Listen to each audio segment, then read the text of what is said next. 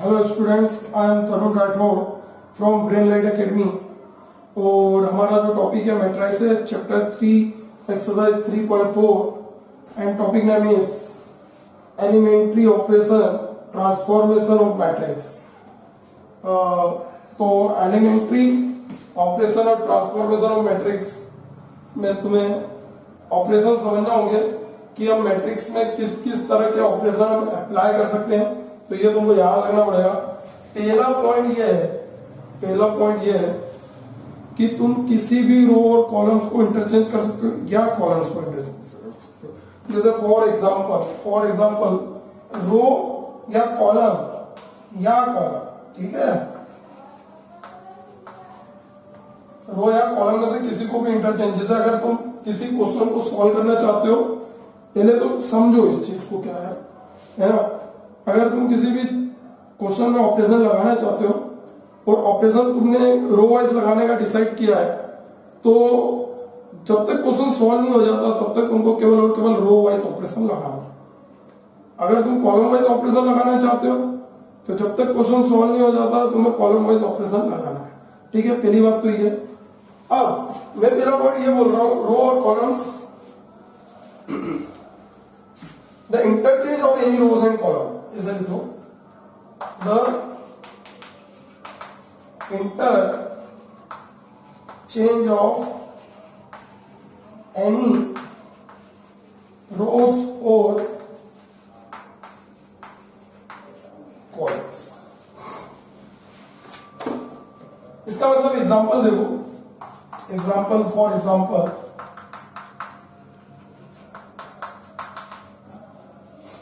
अगर हमारे पास कोई क्वेश्चन दिया हुआ है 2x2 में,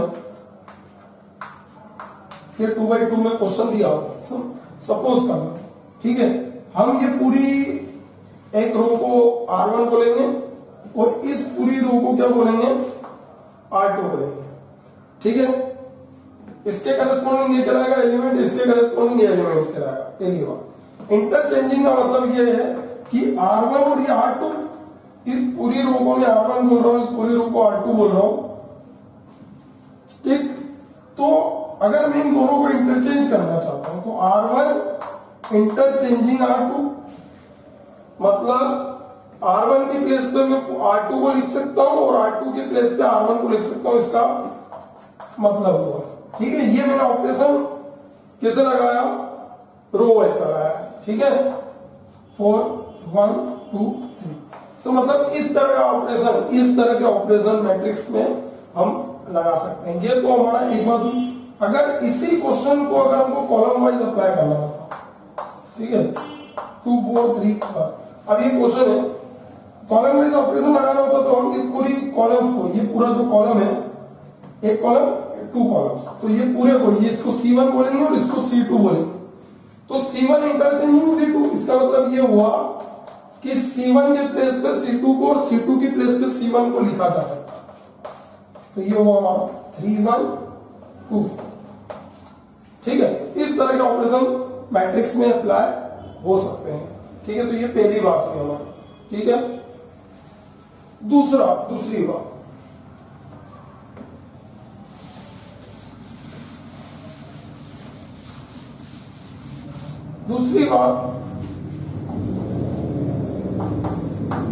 multiplication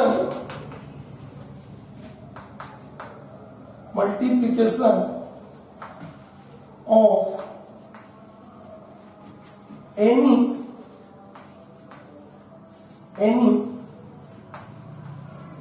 rose or columns by non zero scalar. Multiplication of any rows or column by non zero scalar, मतलब कि कोई भी मैट्रिक्स में, एग्जांपल के लिए तुम देख सकते हो इस तरह का ऑपरेशन R1 या अपन लिख लेते हैं RI K ऑफ आई कुछ भी हो सकता है, फर्स्ट रो हो सकती है, सेकंड रो हो सकती है, थर्ड रो हो सकती है। तो यहाँ पे अगर आई की प्लेस पे अगर मैं 1 रखूंगा तो यहाँ पे भी 1 रखना पड़ेगा। मतलब किसी भी रो में किसी भी स्केलर का मल्टीप्लाई हो सकता है, ऐसे ही किसी भी कॉलम में किसी भी स्केलर का मल्टीप्लाई हो सकता है। इस तरह के ऑपरेशन भी मैट्रिक्स में अप्लाई किए जा सकते हैं। मैं तुमको एक बार एग्जांपल लेकर बता देता हूं। For example,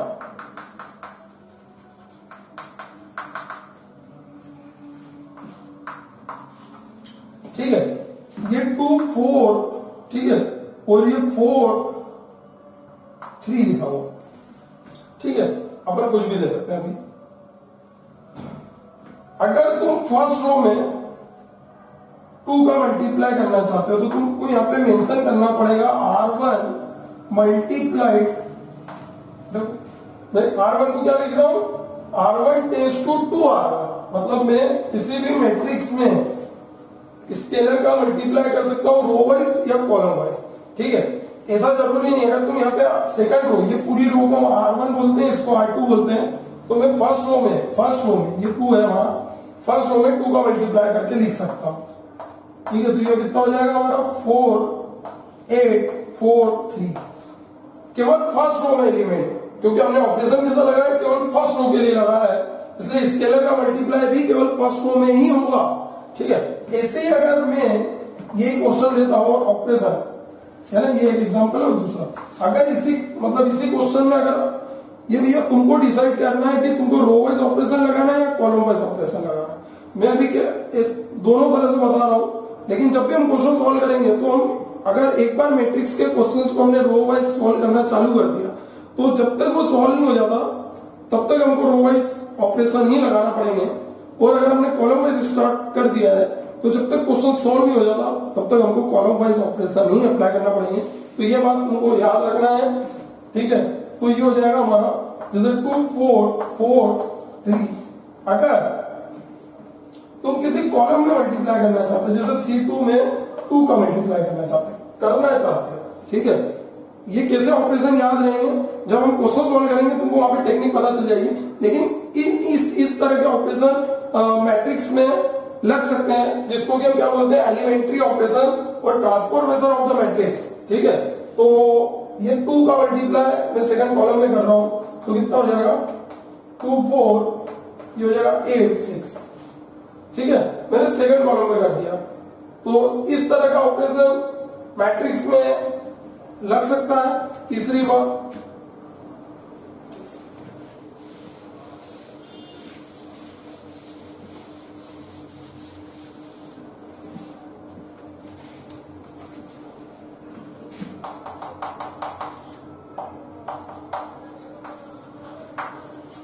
the addition of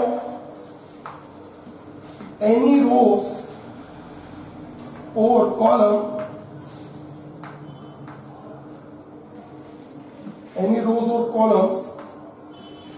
the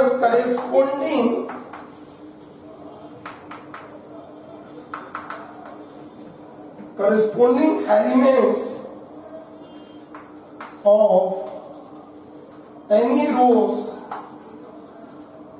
or column multiplied by non-zero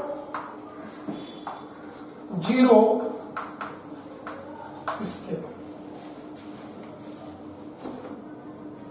मतलब इसमें ऑपरेशन अगर हम रो वाइज की बात करें, रो और कॉलम वाइज, ये बात ध्यान रखना, अगर रो वाइज या कॉलम वाइज, तो हम इस तरह का ऑपरेशन इसमें लगा सकते हैं, जैसे मैं यहाँ पे लिख देता हूं RI tends to RI plus KRJ।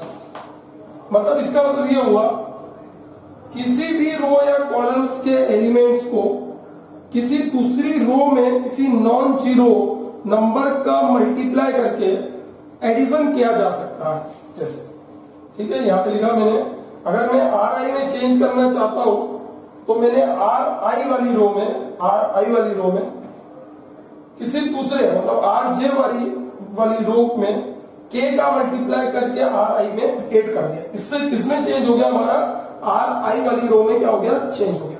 इसे अगर तुम कॉलम वाइज भी कर सकते थे, column wise RI tends to CI tends to KCJ।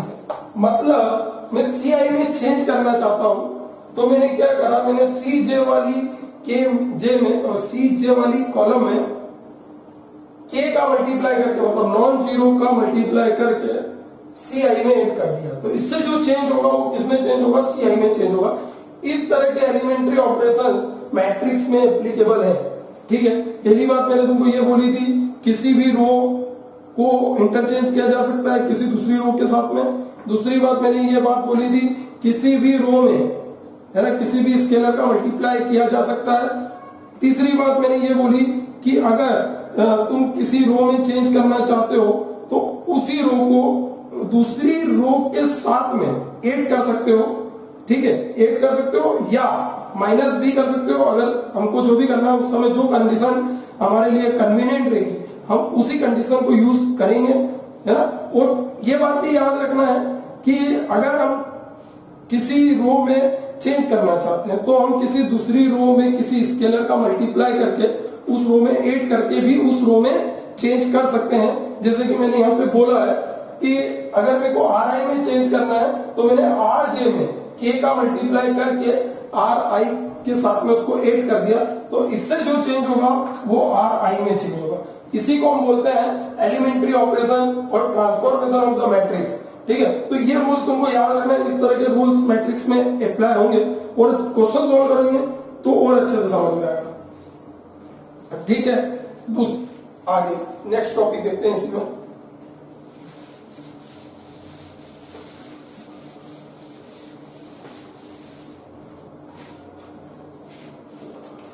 Invertible matrices.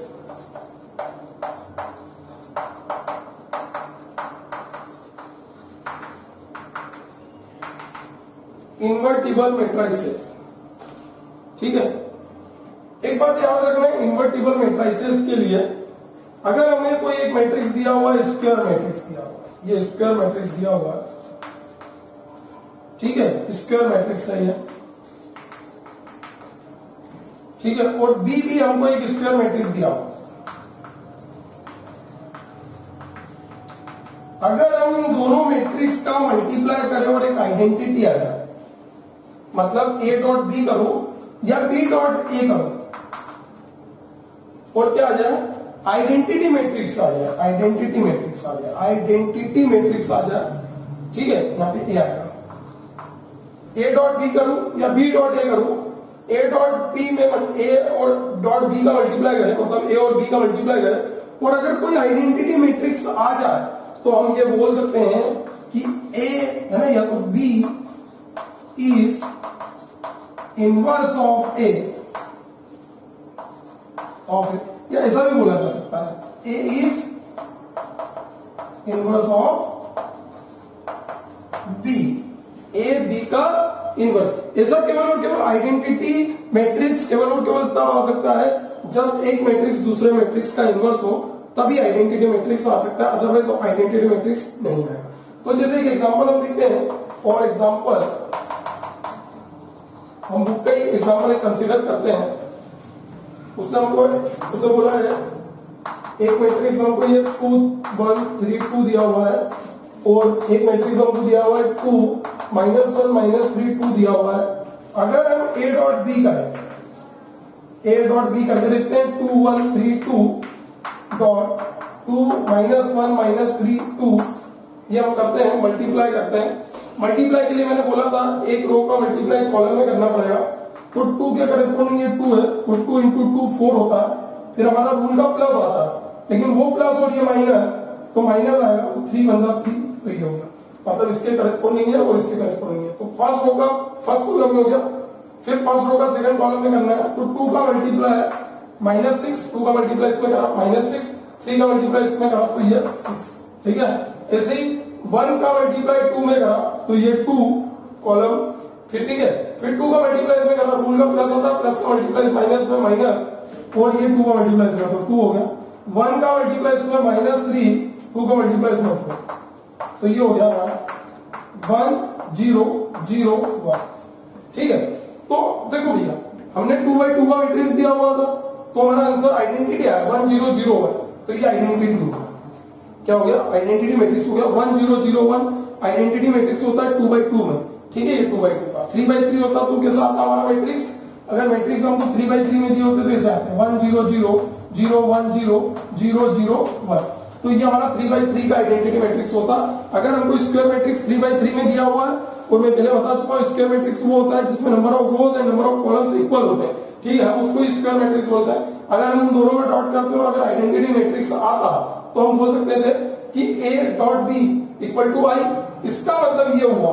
ऐसा केवल और केवल तब हो सकता है, a dot b equal to i केवल और केवल तब हो सकता है, देखो कब हो सकता है, जब a b का इनवर्स हो। मैंने तभी बोला था यहाँ पे b is inverse of a या a is inverse of b, ठीक है। तो हम यहाँ पे किसी को भी बोल सकते हैं, तो ये मैं b को डिवाइड में लेके जा रहा हूं, तो i डिवाइडेड बाय b, ठीक है, मैं b को डिवाइड में ले गया, ठीक है, इसको ऐसा लिखा जा सकता है। तो ये हो जाएगा a equal to I dot b, ऊपर जाएगा इसकी पावर अभी 1 है, ऊपर जाके किसी हो जाएगी -1। तो देखो b इनवर्स, अब किसी भी मैट्रिक्स का, किसी भी इनवर्स मैट्रिक्स का या किसी भी मैट्रिक्स का आइडेंटिटी के साथ जब मल्टीप्लाई होता है तो आइडेंटिटी है ना, वापस वही मैट्रिक्स आ जाता है। तो इसका मतलब जब i में मैं b इनवर्स का मल्टीप्लाई करूंगा तो b इनवर्स सही आएगा, क्या आएगा, b इनवर्स।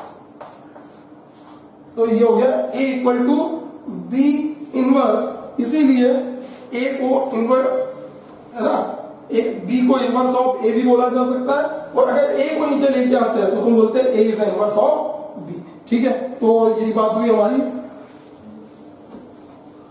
तो यहाँ पे हमारा b कैसा हो गया, इन्वर्टिबल हो गया, ये याद रखना, b इज इन्वर्टिबल, ठीक है।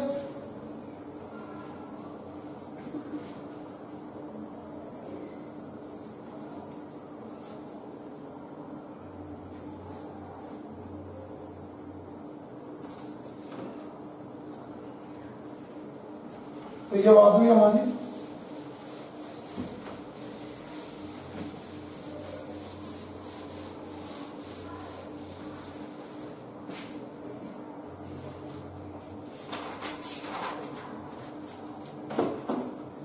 Inverse of matrix by elementary operation, inverse of matrix by elementary operation, ठीक है। सपोज कर लो कि हमको एक ए मैट्रिक्स दिया हुआ है, एक मैट्रिक्स दिया हुआ है और हमको इसका इनवर्स फाइंड करना है, ठीक है। तो एक बात हमेशा याद रखना, अगर तुम रो वाइज ऑपरेशन लगाना चाहते हो, अगर रो वाइज ऑपरेशन लगाना चाहते हो तो तुमको स्टार्टिंग में कंडीशन ये लेके चलना पड़ेगी a equal to a dot I, ठीक है, a dot I dot a condition लेके चलना पड़ेगी अगर तुम रो वाइज ऑपरेशन लगाना चाहते हो, ठीक है। और अगर कॉलम वाइज ऑपरेशन लगाना चाहते हो तो तुमको स्टार्टिंग से ये कंडीशन लेके चलना पड़ेगी a equal to a dot I, अगर तुम कॉलम वाइज ऑपरेशन लगाना चाहते। एक्चुअली में दोनों बात एक जैसी है, दोनों बात एक जैसी है, लेकिन अगर तुम जब ऐसे लिखते हो a equal to I dot A, तो सामने वाला अंडरस्टूड हो जाता है कि तुम रो वाइज ऑपरेशन लगाने वाले हो। a equal to a dot I अगर तुमने लिखा है तो इसका मतलब ये अंडरस्टूड हो जाता है कि तुम कॉलम वाइज ऑपरेशन लगाने वाले हो, ठीक है। बाकी कंडीशन दोनों एक ही है, ठीक है। तो a equal to I dot A ये हुआ। हमको क्या करना है, ये बात ध्यान रखना, हम जब इसमें ऑपरेशन अप्लाई करेंगे, एक तरफ में इसमें बताओ, हम जब ऑपरेशन अप्लाई करेंगे, अलग अलग ऑपरेशन हम जब यहाँ पे इस कंडीशन में हम लगाएंगे, तो यहाँ पे तो इस वाली ये ए जो लिखा हुआ है इसकी जगह पे हमको कैसे भी करके क्या बनाना पड़ेगा, आइडेंटिटी बनाना पड़ेगा, ठीक है। अगर हम ए में चेंज करेंगे इस ए को एज इट इज रखना है, ये जो ए लिखा हुआ है इसको एज इट इज रखना है, ये जो ए है इसमें हमको ऑपरेशन लगाना है और इसको आई बनाएंगे। जब हम इसमें चेंज करने जाएंगे, इस ए में चेंज करने जाएंगे, तो इस आई में भी चेंज होगी, इस आइडेंटिटी मैट्रिक्स में ऑटोमेटिक चेंज होगा, ठीक है। तो जब हम सॉल्व करते करते ऑपरेशन लगाते जाएंगे तो ये लास्ट में क्या बन जाएगा, बी बन जाएगा। क्या बन जाएगा, कुछ नया मैट्रिक्स मिलेगा, हम उसको क्या बोल रहे हैं, बी बोल रहे हैं, और ये ए को मैंने एज इट इज लिख दिया, ठीक है। फिर अभी मैंने तुमको सिखाया था कि अगर हम बी डॉट ए, इसका मतलब ये हुआ B dot A equal to I, B dot A equal to क्या हुआ आई, इसका मतलब बी इनवर्स है किसका ए का, ये जो है बी इनवर्स है किसका ए का, ठीक है ना, बी इज इनवर्स ऑफ ए, इसका मतलब ये हो, ठीक है।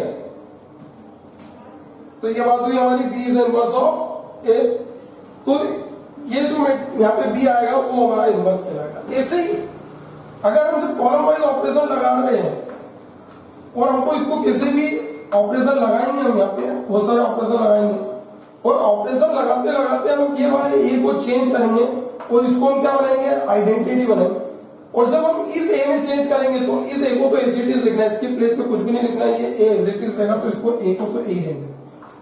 जब हम इस ए में चेंज करेंगे तो इस आई में ऑटोमेटिक चेंज होगा, क्वेश्चन से समझ में आएगा, इस आई में ऑटोमेटिक चेंज होगा, हम आइडेंटिटी मैट्रिक्स में चेंज होते रहेगा और वो मैट्रिक्स सपोज कर लो बी बन गया, सपोज कर लो बी बन गया, क्या बन गया, तो ये बी जो है इस ए का क्या होगा इनवर्स होगा, ठीक है। अभी तो बी इज